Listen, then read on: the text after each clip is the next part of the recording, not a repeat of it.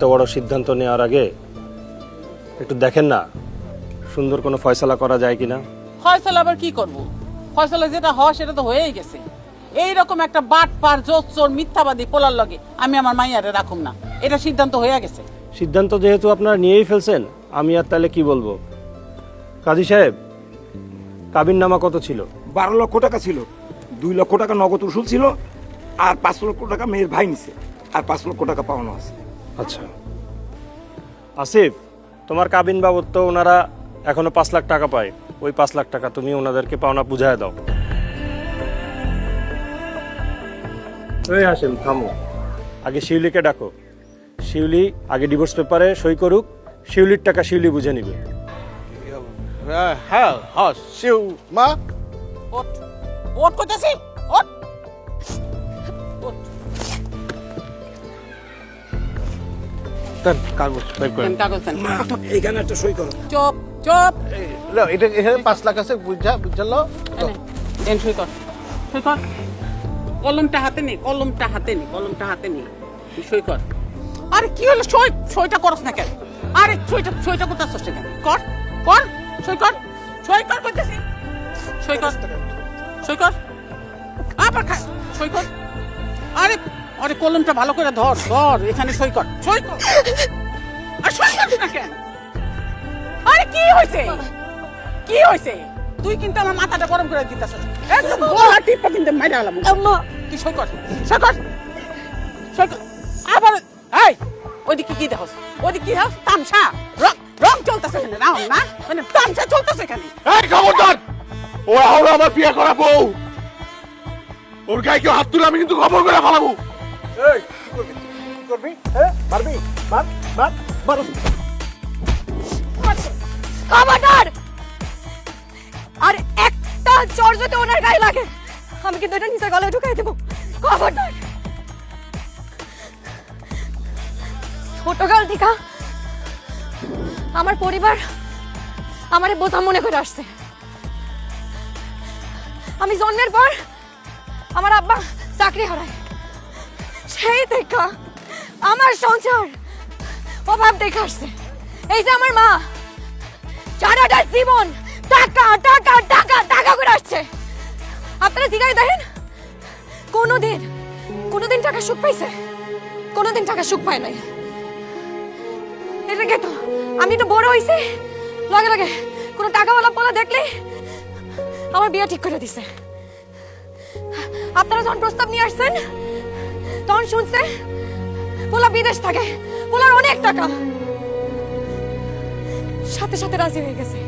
এই আমার আম্মা আর আমার ভাই আমার একটা বার জিজ্ঞাসা নাই আমি এই বিয়েতে রাজি কিনা। আর এখন যখন দেখছো আমার স্বামীর ধরে টাকা নাই, আমার স্বামী বেকার, আমার আম্মা আর ভাই মেলা আমার আপনার থেকে সিনাই নিতেছে, কি করবা? কাবিনের কটা টাকা পাবা? কাবিনের টাকা পাবা? হ্যাঁ? আর আমার অনুভূতির কোনো মূল্য নাই, আমার স্বভাবের কোনো মূল্য নাই। আপনারা বলেন, এই লোকটা আমার এত বড় একটা রোগ, যাইরাও আমার হাতটা ছাড়ে নাই, আমি কেমনে ওনার হাতটা ছাড়ি? আব্বা, আব্বা, ছেলে মেয়ে ভালো না হইলে নাকি বাপ্পা ত্যায্য করে দেয়। আজকে আমি তোমাদের অবাধ্য হইয়া অনেক বড় একটা সিদ্ধান্ত নিতেছি আব্বা। আমি আমার সংসার, আমার স্বামীর মায়া চাইলে আমি কোথাও যেতে পারবো না আব্বা। আমার যদি ওনার সাথে ভিক্ষা করা লাগে আমি ভিক্ষা করে খাবো আব্বা, কিন্তু আমি কোথাও যাইতে পারবো না ওনারে চাইলে আব্বা। আমার তুমি মাফ করে দিও।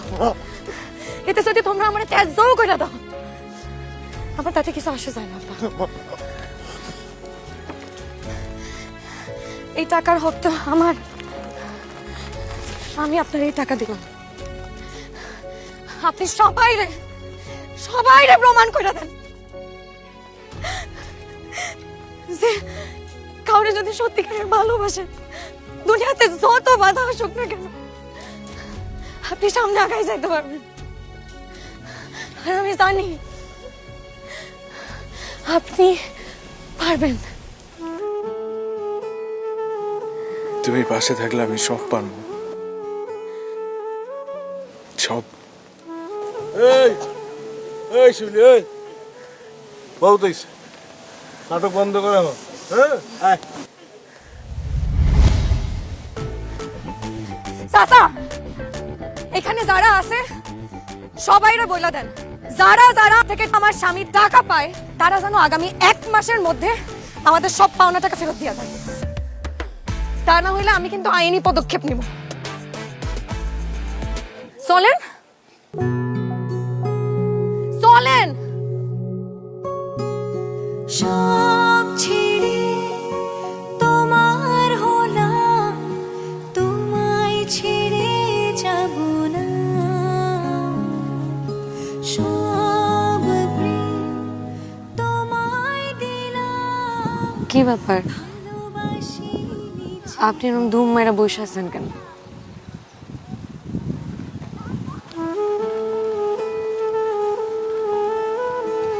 বুকটা ধরে দাও, ভয় এখনো দুক দুক করতেছে। কেন? কেন মানে? তুমি যেভাবে কলমটা গলার কাছে ধরছিলা, তোমার যদি কিছু হয়ে যেত, আল্লাহ না করুক, আমি তো পাগল হয়ে যেতাম। আমি তোমার হারাইতে পারবো না। মাঝে মাঝে হারানোর ভয় থাকা ভালো। আমি তো দুঃস্বপ্নেও ভাবতে পারি না যে আমি তোমার হারাই ফেলাম না। আপনার কি মনে হয় আমার আপনার হারানোর ভয় নাই? হারানোর ভয় যদি না থাকতো তাহলে সবার সামনে দিয়া আপনার হাত টাইনা নিয়ে আসতাম না। ভালোবাসা কি খালি মুখে প্রকাশ করার জিনিস? ভালোবাসা আসে অন্তর থেকে। আমি তো মনে করছি আপনি খালি মুখেই ভালোবাসি ভালোবাসি কইতে পারেন, অন্তর দিয়ে অনুভব করতে পারেন না। সেদিন যখন আমাদের তালাকের কথা শুনে না আপনার চোখে পানি চলে আসছিল, তখন আমি বুঝতে পারছি এই আপনি আমার কত ভালোবাসেন। একজন মেয়ে মানুষের চোখ দিয়া পানি বের হওয়া যত সহজ, একজন পুরুষ মানুষের চোখ দিয়া পানি বের হওয়া ততটাই কঠিন। শিউলি, আমি আমার অতীতকৃত কর্মের জন্য দুঃখিত। আমার মাফ করে দাও প্লিজ। ডং। আসেন আমরা দুইজনে মিলা পরিবার পরিকল্পনা করি। এমনই করবা? আচ্ছা, তাইলে আমার একটা কথা আছে। আমার কিন্তু 2টা বাচ্চা লাগবো। 2টা? হ্যাঁ। 2টা মনে একটু কষ্ট হয়ে যাবে তোমার লেগে, তাই না? তাহলে একবারে যদি 2টা হয়ে যায় তাহলে খুব ভালো হয়। তোমারটাও রইলো, আমারটাও রইলো।